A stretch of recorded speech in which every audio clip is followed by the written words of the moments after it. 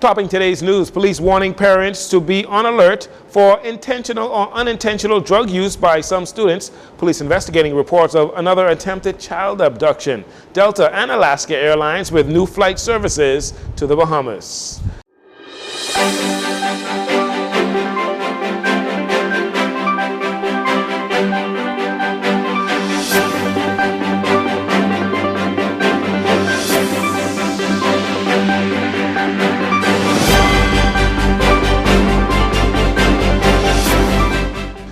Good evening, Bahamas. I'm Jarino Saunders. This is your JCN Evening News. It is a pleasure to have you join us.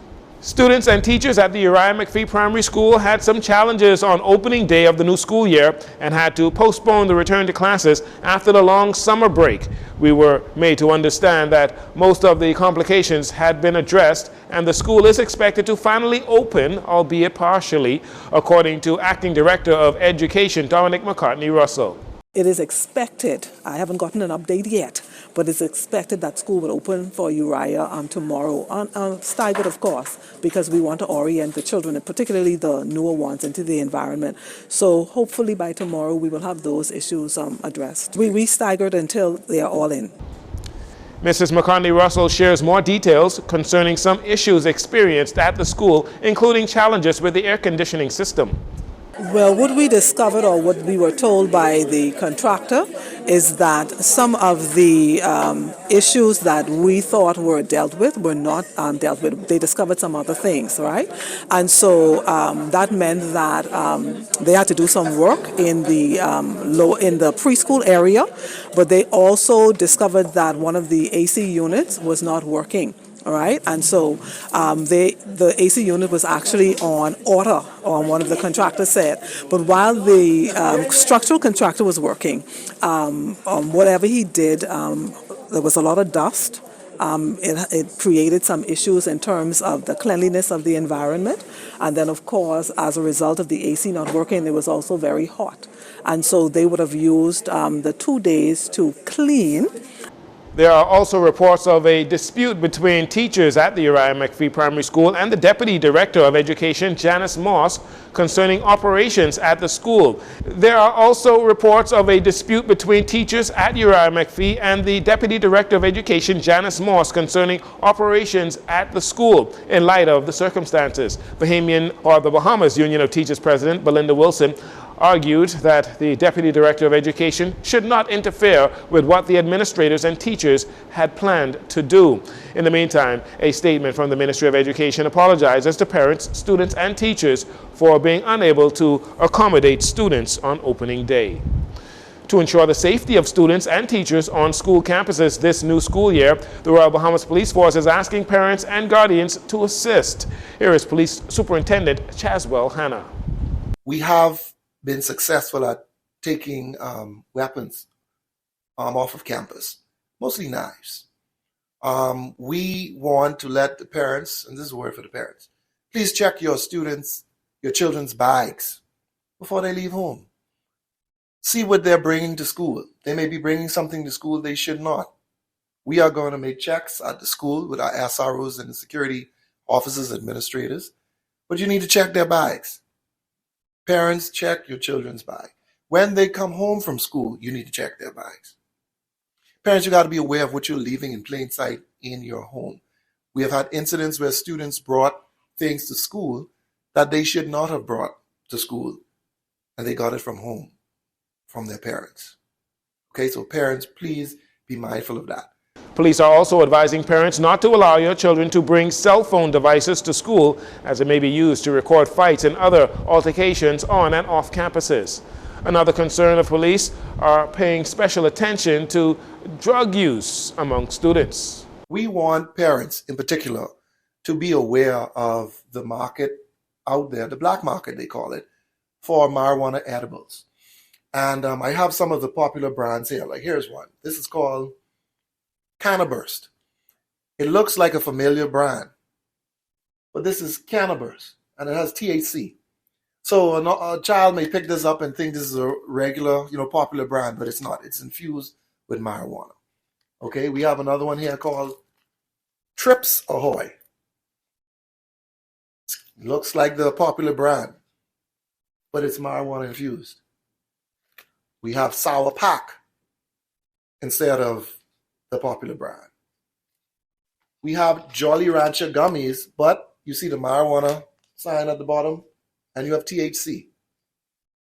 Okay? So parents, we want you to be aware. When you purchase these items, or where the kids may purchase them off the street, you have vendors alongside the road, etc. Check to see what these kids are buying. Trained police resource officers will be placed on school campuses to ensure law and order is maintained. A quick-thinking mom of a 2-year-old girl prevented the attempt of a 50-year-old man who was allegedly trying to abduct her child on Tuesday morning. The accused was arrested by police shortly after 9 a.m. at a plaza in the southwestern area of New Providence. Police say the mother and her daughter, they were at a local supermarket when the man, unknown to them, attempted to push the cart that the child was sitting in away from the mother and remove the little girl. Luckily, the mother was able to hold on to her child and drew the attention of the store's security officers, who alerted authorities. The suspect was taken into police custody and is assisting police with their investigation. Now, this incident comes weeks after a 9-year-old girl was abducted from outside her home on Lazaretto Road and sexually assaulted by a 42-year-old man. The suspect in that case was arrested the following day. Police are encouraging everybody to be on alert and aware of your surroundings at all times. Leader of the Bahamas Constitution Party, Ali McIntosh, not pulling any punches as she demands Prime Minister Philip Davis and Leader of the official opposition, Michael Pintard, calls for the resignation of members of Parliament that are facing serious criminal charges before the courts. Free National Movement Member of Parliament for Long Island, Adrian Gibson, is facing charges related to corruption from his time as Executive Chairman of the Water and Sewage Corporation, while Progressive Liberal Party Member of Parliament for North Abaco, Kurt Cornish, is facing a number of charges related to allegations of rape and threats of death by a former girlfriend. Today, Ms. McIntosh explained to Jcn News why she is calling for both of them to resign from Parliament immediately. As a member of Parliament, you lead the nation. Everybody don't expect that you are perfect, but you are expected to provide exemplary leadership. And also part of the Westminster system of honor is that you do the honorable thing. Because being charged before the court is not a light thing. It is not as if somebody in the community is just causing and giving you an accusation. The state institutions like the police, like the Director of Public Prosecutions, the Attorney General Office, has actually colluded together to say this person has enough evidence to be charged before the court. And once that happens, you have to do the honorable thing and resign your seat, because the system you purport to represent is who has charged you. You must go. So while we tell people, oh, you're innocent until proven guilty, yes, you can do that as a citizen. You can't do that as a member of Parliament, dragging the whole system with you through the court. While there is no law that says a sitting member of Parliament must resign if charged with a crime, Ms. McIntosh says the current situation regarding the members of Parliament and their legal troubles is not a good look for the Bahamas regionally or globally. Prior to the election, Agent Gibson these accusations was coming up, and he was being investigated. So the fact that he was actually elected, went into the election and won the election, and the fact that he's now charged with the very accusations he was being accused or investigated in before the election, it means then he would have to have lied on his disclosure for nomination. That, I believe, would be another issue in which he should be charged for having lied on his nomination disclosure. In fact, it wasn't just his nomination disclosure. He was a member of the Parliament, so by law he had to put these disclosures in. Did he report these things, all of the monies that we are now finding out that he has been accused of receiving, and issues of bribery? So if a person has been elected and they have lied on their disclosures and now being charged with the very thing, clearly he did not qualify to be elected. He should remit that office immediately. In addition to the corruption charges, Ms. McIntosh explains why she believes Long Island Member of Parliament Gibson should also be immediately disqualified as a sitting Member of Parliament. When we're talking about ethics within the matter of leadership in the world, obviously we must have high regard for ethical standards. We must have high regard for good governance and what is considered good governance across the region and the world and all of the organization that speaks to good governance. And then, of course, we must have high regard for the respect of law and the rule of law. And this is common across the world. It's a global concept of these three concepts I just said to you. For us to have members of parliament who still sitting in parliament after having been dragged, because we have to say it like that, dragged before the court and charged on criminal charges, they're wondering what kind of nation. Do we have no ethical standards? Do we have no code of conduct? Are we a banana republic? You know, we say that because we know those are the kinds of things that people consider when they see a country who would actually allow this to go. Ms. McIntosh says, should either member of parliament be made to resign from their seat, the Bahamas Constitution Party would make itself available to contest those seats in a by-election. However, she wanted to make it clear that her goal is not to force a by-election, but to protect the sanctity of law and order in the country from the top all the way down to the bottom.